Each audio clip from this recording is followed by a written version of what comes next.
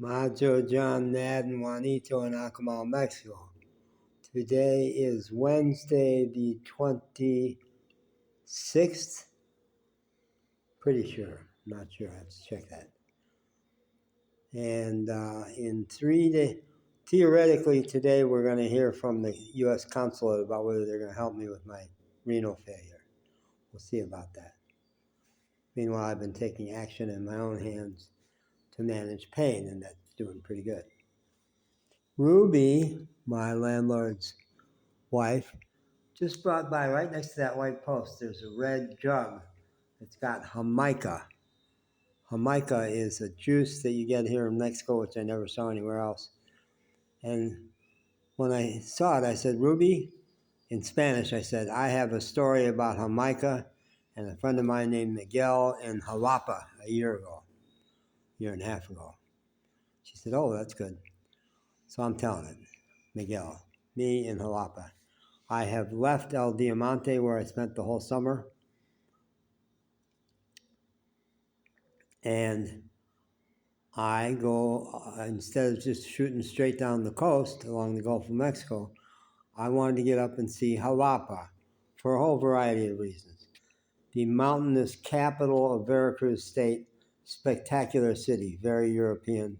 And I spent a lot of time on the outskirts of Xalapa in the business section was called Las Trancas. And I love Las Trancas.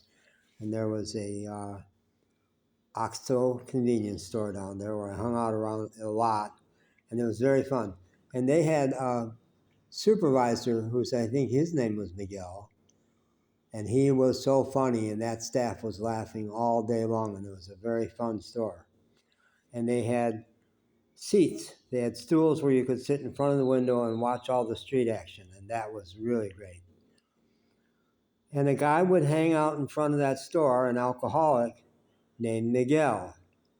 And you only encountered him, the range of inebriation you saw in Miguel was where he was pretty with it. He'd be sitting up and talking fine.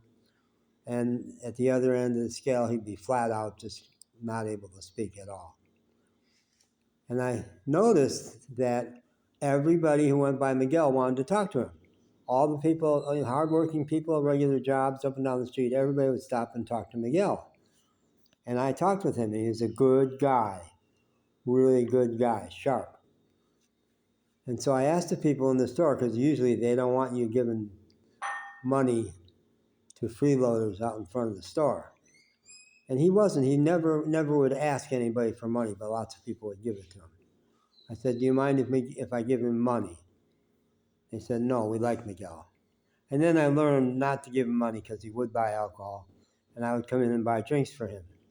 And his favorite drink was Jamaica, and that's how I discovered Jamaica. And I got Miguel to tell me his story one day.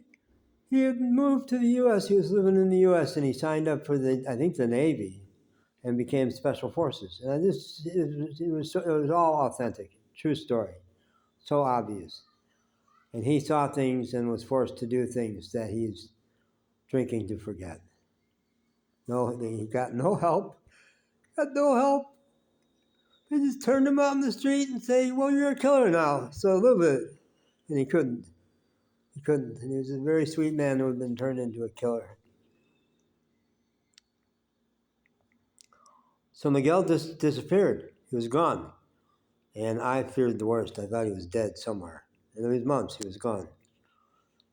And about 3 months later, I was out on the street just a little ways, just hundreds of yards from the store there, and encountered this very sharp young Mexican guy, very well dressed. He's got a pretty girlfriend on his arm.